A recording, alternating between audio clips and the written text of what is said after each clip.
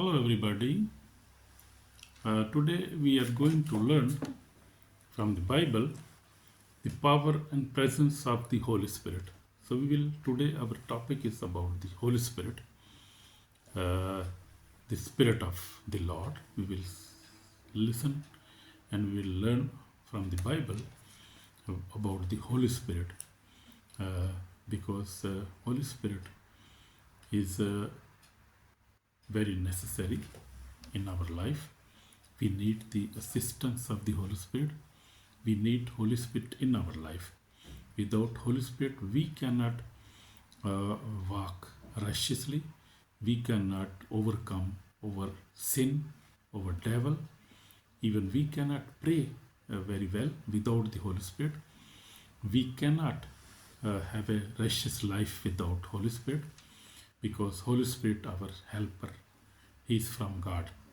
So we see in the first word, we see in the scriptures, like there is the Bible says, but you shall receive the power when the Holy Spirit has come upon you, and you shall be witness. So this is in Acts 1:8. I will read the full verse written. It is written, but when the Holy Spirit comes upon you, you will be filled with power, and you will be witness for me in Jerusalem, in all Judea and Samaria, and to the ends of the earth. So you see, without Holy Spirit, the disciples could not preach his word, his gospel, because they were powerless. They were very weak without the Holy Spirit. When Holy Spirit comes, it comes with power, and we receive power. We receive courage.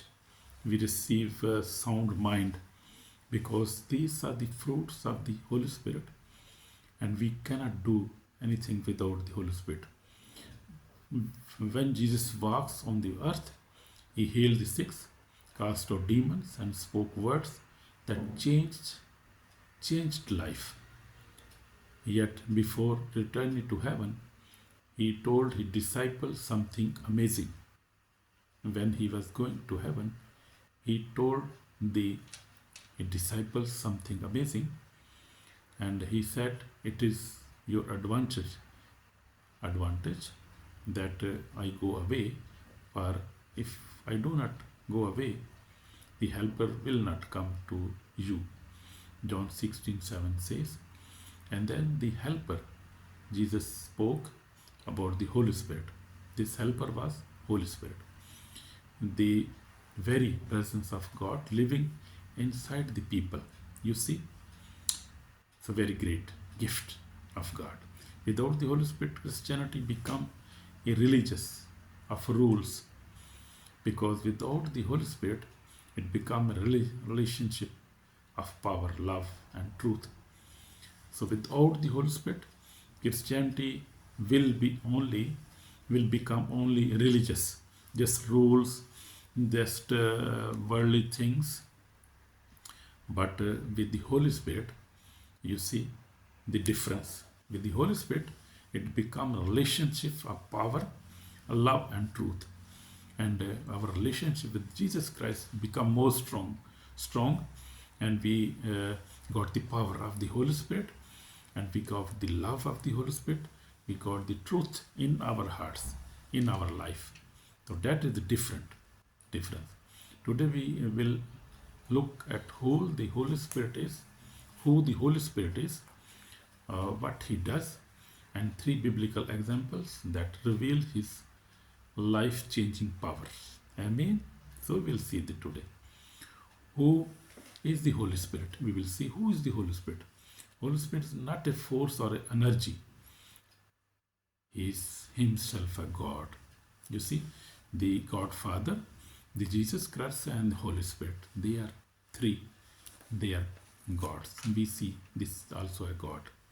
The third person of Trinity, Father, Son, and the Holy Spirit.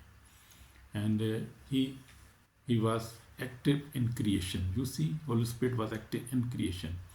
The Spirit of the God was hovering over the waters. Genesis 1:2 says, He inspired the prophets, empowered Jesus, and now lives with every believer. You see, Holy Spirit lives with every believer who believes in Jesus Christ, lives with Him, within Him. The Holy Spirit is our comforter, teacher, and guide. Oh, praise the Lord. I said you that Jesus Christ is our comforter, our teacher. He is our guide. He guides us. And what does the Holy Spirit do in our lives? We see He convicts of the sin. He convicts us about the sin. He shows us what separates us from God. Holy Spirit reveals on us. He convicts us. He repents and renews. When Jesus said Holy Spirit, what he do? Let's briefly see how he works in our lives. He convicts us of sins and show us what separates from God. John 16, it says, He regenerates and renews, gives us new birth. Titus 3:5 says, He empowers for service, gives boldness to witness Jesus Christ. He produces fruits. He produces spiritual fruits like love, joy, peace, patience, kindness, goodness, fulfillment, gentleness, and self-control. Galatians 5:22 and 23. You can read and check it. So this is the how he works, how the Holy Spirit works in life. We see 3 examples. The Holy Spirit came on Pentecost, empowered the church, empowered the disciples, and they were filled. And what happened? They prayed together. They were 120 believers when suddenly a sound like a rushing mighty wind came from heaven and it filled the whole house. They were all filled with the Holy Spirit. Praise the Lord. Amen. They were filled with the Holy Spirit. So the tongues, they were speaking tongues, they were praising God, they were worshipping, they were doing amazing things. They began to speak in other tongues, preaching Jesus with boldness. And Peter, who once denied Christ, stood before thousands and declared. So this Jesus who was crucified, God has made both Lord and Christ. So this was Peter. He denied Jesus Christ, but when power of the Holy Spirit came, when he was filled with the Holy Spirit, he declared that Jesus Christ is Lord and Christ. He is only Messiah. This is the Peter, he said. And then we see in David's life. David, he was just a shepherd, but when Holy Spirit came on him, he became very bold, and he became a very good king. So this is the all Holy Spirit in him. David was called a man after God's own heart when Jesus and Holy Spirit came in him.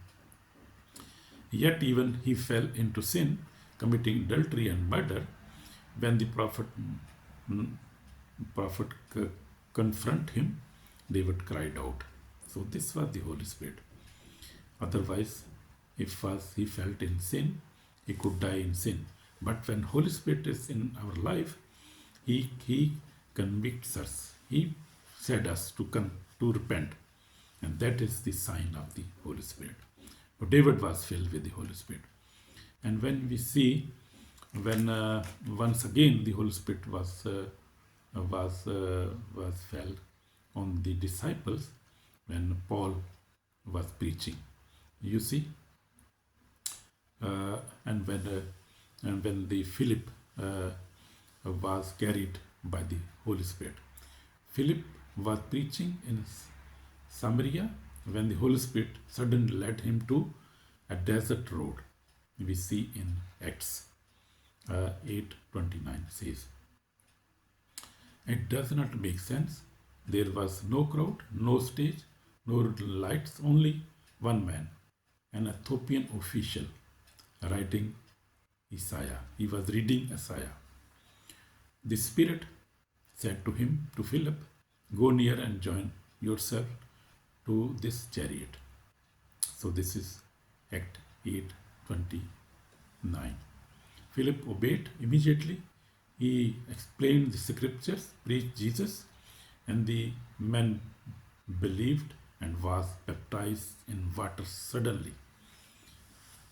He believed because this was the move of the Holy Spirit.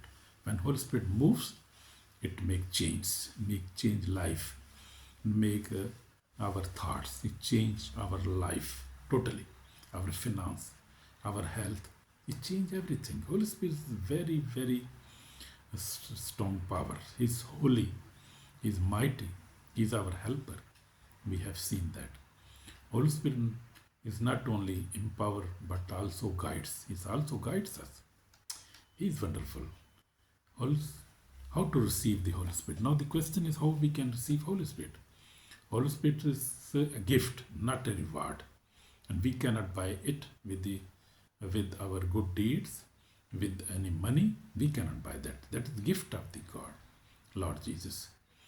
If you then obey, being evil, know how to give good gift to your children, God is saying that, how much more will your Heavenly Father give you the Holy Spirit to those who ask Him. So we have to ask Him. And how we can ask Him? Receiving the Holy Scriptures. How we can ask Him? Repentance. First thing is repent.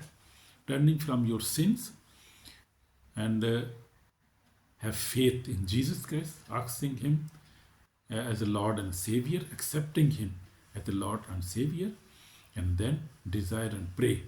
Ask God sincerely to fill you the Holy Spirit. He will fill you. This is true. This is true. And how we can live in the Spirit? Living in the Spirit daily. This is very good experience. To live in the Spirit.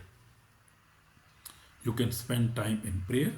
Talk to Him as your best friend. You can talk to Holy Spirit as your best friend every day. Read the Word of God daily, every day. The Spirit speaks through, will speak through scriptures, through the Word of God. Obey His voice even when it's difficult. You see, you have to obey His voice even difficult. So the result of the Spirit-filled life, we will see the result of the Spirit-filled life. What happens? A Spirit-filled person lives with joy instead of fear. Amen. That is the, you see the result of the Spirit. How much we need that Holy Spirit. How much we need it. Walk in love instead of anger. When Holy Spirit is in you, you listen. You live a joyful life instead of fear. Walk in love instead of anger. Bring unity instead of division. Reflects Christ wherever you go. That is a different life. If you have the Holy Spirit, that is different.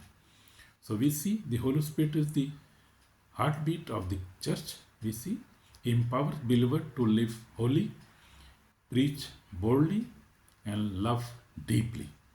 Amen. He is not a guest, He is our constant companion. Praise the Lord. When everything else fades, the Spirit remains, guiding, comforting, and transforming us into the image of the Christ. That is wonderful. That is wonderful. So I want to pray with you. So you receive the Holy Spirit. Just obey the teaching and the Word of God, and you will receive the Holy Spirit. I will pray. The Heavenly Father, we thank you for the gift of the Holy Spirit, my Lord, my God. Lord Jesus, open our heart to today and fill us with the Holy Spirit. Empower us to live holy life and help us to share your love with boldness to the other people. O Lord Jesus, teach us, hear your voice, to walk in your power and to live a true witness of your kingdom. In mighty name we pray. I pray that God fill you, my brother, my sister, with the Holy Spirit, because with Holy Spirit you cannot have a good life. You cannot have peace in life. You cannot have prosperity. You cannot have an eternal life. Because Holy Spirit, when He is in our life, He always keeps us holy. He always keeps us pure, so that we could not lose our eternal life, our peace. So we need Holy Spirit. God bless you, my sister, my brother. In Jesus Christ's name I pray. Amen.